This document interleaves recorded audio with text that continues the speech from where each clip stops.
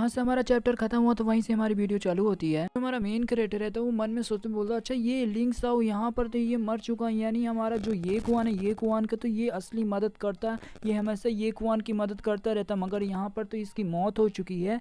तो मेरे को लगता है जो मेरी नॉर्मल में जितने भी कैरेक्टर उनकी किस्मत अब बदल चुकी है। हम देखते हैं जो ग्रेट एल्डर रहता अपने हाथों में फायर एक्टिवेट करता है। अभी जो ग्रेट एल्डर रहता उस बर्फ को तोड़कर वहाँ पर रास्ता बना देता है। जो ग्रेट एल्डर रहता है वो बोलता है कि वाटर मून केव की ओर जाने के लिए यही रास्ता है, तो हमें यहाँ से गुजर के जाना पड़ेगा। तो अभी जो हमारा मेन कैरेक्टर रहता है यानी जो पपेट रहता है वो पूछता है ग्रेट एल्डर से कि यहाँ से हम कैसे जा सकते हैं। तभी जो ग्रेट एल्डर रहता है वो बताता है कि इस केव में जो सामना है ये वाटर के एक लेयर, हम इसे पार करके जा सकते हैं। हम देखते हैं जो ग्रेट एल्डर रहता है वो चला जाता, तभी देखते हैं कि कोई हमारे पपेट को बुलाता, बोलता है कि अरे मिस जिया। देखिए ये और कौन है, यानी सेठ की डिसाइपल रहती है, क्यूयान सेठ की डिसाइपल रहती है। तो गाइज मेरे को ये वाली का नाम नहीं पता, यानी सेठ वाली डिसाइपल की। तभी जो यानी सेठ की जो डिसाइपल रहती है वो बोल रही है कि अरे मिस जिया हमें भी मौका दीजिए यंग मास्टर का सेवा पानी करने के लिए। जो क्यूयांग सेठ का जो डिसाइपल रहती है यानी जो सुई रहती है वो बोलती है कि मास्टर ने हमें ऑर्डर दिया है कि यंग मास्टर को मैं ध्यान रखूं, उनके प्रोटेक्शन करूं। हमारा मेन कैरेक्टर रहता है वो बोल रहा है कि थैंक यू मेरे भाई का ख्याल रखने के लिए। जो दोनों लड़कियां रहती है हमारे मेन कैरेक्टर से चिपक जाती है। तभी जो हमारा मेन कैरेक्टर रहता है वो मन में सोचते हुए बोलता है कि मेरे को ये पहले सेवा पानी क्यों नहीं मिली,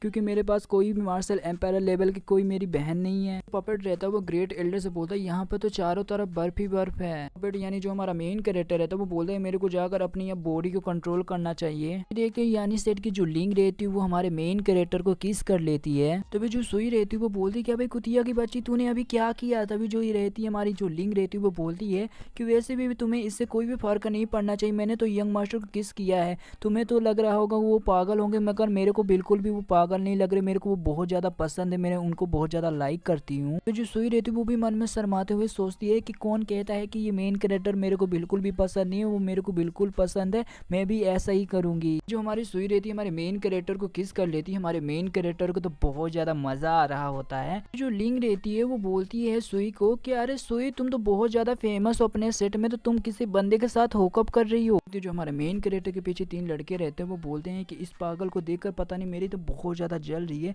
क्योंकि इस पागल के पास तो दो लड़कियां जो कि इसे किस भी दे रही, और हमें देख लो हम तो सिंगल बेरोजगार जो कि हमेशा हम हाथ से काम चलाते हैं और हमें तो बिल्कुल भी नहीं मिल रही है। जो हमारा पपेट रहता है वो बोलता है कि अब मेरे को समझ में आया, आपने जैसे क्यूआन सेठ के जो ढेर सारे डिसाइपल को भेजा होगा, ढेर सारे डिसाइपल यहाँ पर आए होंगे, वो बर्फ में जम के उनकी मौत हो चुकी होगी, इसीलिए वो आपके सेट में नहीं आ पाए। पपेट रहता है वो बोलता है कि जैसे ये डिसाइपल यहाँ पर जमा होगा वैसे इसकी मौत हो चुकी है, और इसके हाथों में ढेर सारे ट्रेजर भी है जो कि ये ट्रेजर के लालच में आया होगा, और यहाँ पे ढेर सारे फॉर्मेशन भी लगे होंगे, इसकी वजह से इन सारों की मौत हो गई है। लेकिन वहाँ पर बंदा आ जाता है वो बोलता है कि यार ये इधर तो ढेर सारे पीले हैं, मैं इसे जरूर ले लूंगा और ये मेरे बहुत ज्यादा फायदे में आएंगे। तो फिर जो हमारा पपेट रहता है वो बोलता है कि उसे बिल्कुल भी मत छुओ। फिर देखते जो वो बंदा रहता है वहीं पर वो बर्फ में जम जाता है। ये बंदा आ जाता है, इस बंदे के बारे में बताया जाता है, ये यानी सीट का गार्ड रहता है, ये बताता है एनसी टाइम का ये फ्रोजन है तो इसको बिल्कुल भी तुम लोग नहीं तोड़ पाओगे, तो मैं ही तोड़ सकता हूँ इसे। पपेट रहता है वो बोलता है ये एंशिएंट टाइम का ये एरे है जो कि रिप्रेजेंट करते हैं जो कि अर्थ और हेवन को, तो इसे जाकर हमें इसकी वीक पॉइंट को वहां पर जाकर इसे डिस्ट्रॉय करना पड़ेगा, तभी ये एरे जाकर हटेगा। जो कि यहाँ सेट का जो डिसाइपल रहता है वो बोलता है कि हम ये चारों प्लेयर को यहाँ पे डिस्ट्रॉय कर सकते हैं और हम आगे बढ़ सकते हैं। तभी जो हमारा मेन कैरेक्टर यानी जो पपेट रहता है वहाँ पर बैठते हुए बोल रहे हैं कि हम बिल्कुल भी ऐसा नहीं कर सकते, क्योंकि यहाँ पर रजिस्टर लगा हुआ है जिसकी वजह से हम बिल्कुल भी प्लेयर को नहीं तोड़ सकते। तभी वहाँ पर ग्रेट एल्डर आ जाता, बोलता अपने डिसाइपल के साले चुप रहे, वहाँ पर चुपचाप करके वहाँ पर चला जा और बैठे रहा एक ही जगह पर, जो मिस जिया वो कुछ कर नहीं है अपना। जो ये डिसाइपल रहता है वो बहुत ज्यादा गुस्से से बोलता है कि डैम इट यार, मिस जिया मेरे को बिल्कुल भी मेरे ऊपर ध्यान नहीं दे रही है, वो मेरे ऊपर बिल्कुल भी नोटिस नहीं कर रही है, मेरे को लगता है और भी ज्यादा मेरे को पावरफुल बनना पड़ेगा, अगली बार जरूर ये मेरे पे ध्यान देगी। डिसाइपल रहता है वो सामने देता है जो कि आइस में एक स्वॉर्ड रहता है, वो बोलते हैं ये तो हाई ग्रेड का स्वॉर्ड, ये मेरे पास आ जाएगा तो मेरे को बिल्कुल भी कोई भी नहीं हरा सकता। जो डिसाइपल रहता है वो मन में सोचते हुए बोलता है कि आप बिल्कुल भी मेरे को यहाँ से बिल्कुल भी छोड़ कर नहीं जा सकते इस आइस केव से, क्योंकि मेरे को ये स्वॉर्ड चाहिए, जैसे मेरे हाथों में ये स्वॉर्ड आएगा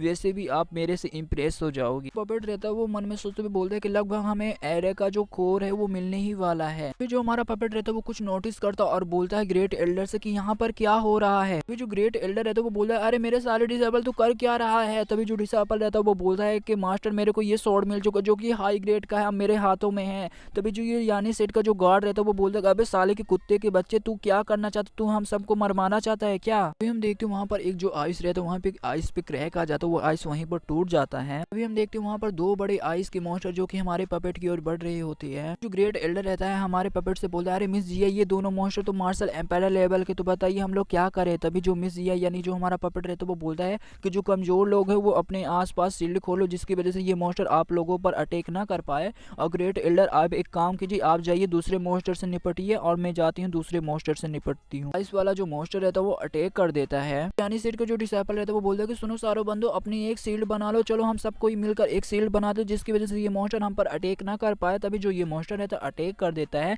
वो लोग शील्ड से बच जाते हैं। हमारा मेन कैरेक्टर रहता है वो उस अटैक को डॉच कर लेता है। अभी जो आइस मॉन्स्टर रहता है अपने आइस क्रिस्टल से हमारे पपेट पे अटैक कर देता है। पपेट रहता है उस अटैक को डॉच करते हुए मन में सोचता है कि मैं बिल्कुल भी इसके साथ फाइट नहीं कर सकता, नहीं तो मेरे पास जो ब्लड ड्रैगन का जो कोर वो भी बहुत जल्दी खत्म हो जाएगा, मैं इसके साथ फाइट करने लगूंगा। तो अभी जो पपेट यानी जो हमारा मेन कैरेक्टर रहता है वो मन में सोचते हुए बोल रहा है कि मैं इस पपेट को अपने सीरियस सिटी में यूज करने वाला था फाइट के लिए, मगर अब लगता है मेरे को अपनी जान बचाने के लिए मेरे को इस पपेट को यूज करना ही पड़ेगा। हमारा पपेट रहता है वो बोला कि ये दोनों मार्शल एम्पायर लेवल का भी नहीं है जो कि उस आइस मॉन्स्टर को हरा पाए, उसे चोट भी बिल्कुल भी ये नहीं पहुंचा पाएंगे। अभी हम देखते हैं जो आइस वाला मॉन्स्टर रहता है उसके सर में कुछ चमक रहा होता है। तभी जो हमारा मेन कैरेक्टर रहता है वो भी देखता है और बोलता कि ये है क्या। अब मेरे को याद आया इस आइस मॉन्स्टर के सर में जो कि आइस कोर होगा, जो कि आइस क्रिस्टल हो गई है, तो आइस क्रिस्टल से भी ज्यादा बेहतर होगा। जो हमारा मेन कैरेक्टर रहता है वो बोल रहा है मेरे को लगा ये आइस वाला कोई डेमन होगा, मगर ये आइस वाला डेमन नहीं है, तो आइस से बना हुआ कोई पपेट है। मेन कैरेक्टर रहता है वो आइस वाले पपेट पे अटैक करते हुए बोलता है अब मेरे को समझ में आ गया है कि आइस वाले पपेट को कैसे हराना और कैसे इसे मारना है।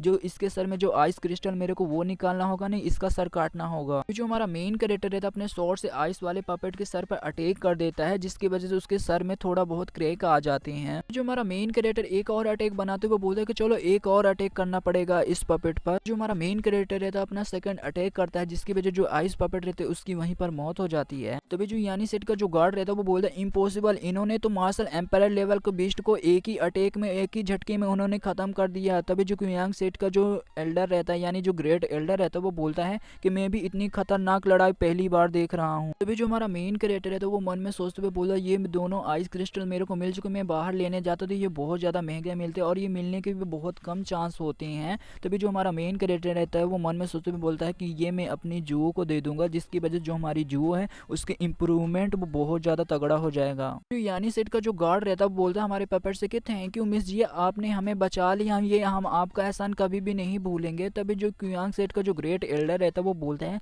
कि मिस जिया इसके बदले हम जरूर आपको कुछ और भी दे देंगे। हमारा पपेट रहता है वो बोलता है कि इसकी बिल्कुल भी कोई भी जरूरत नहीं है, बताइए आगे का प्लान क्या है। यानी सेट का जो गार्ड रहता है वो बोलता है कि हमारे पास तो कोई भी प्लान नहीं है मिस जिया, आपके पास कोई प्लान हो तो आप बता दीजिए। तभी जो मिस जिया यानी जो हमारा पपेट रहता है वो बोलता है कि हम सबसे पहले यहाँ पर रेस्ट करेंगे, उसके बाद हम आगे जाएंगे। तो हमारा चैप्टर यहीं पे खत्म होता है। तो वीडियो बनाया तो लाइक करना, चैनल बनाया सब्सक्राइब करना। तो मिलते किसी अगली वीडियो के लिए, तब तक के लिए बाय बाय।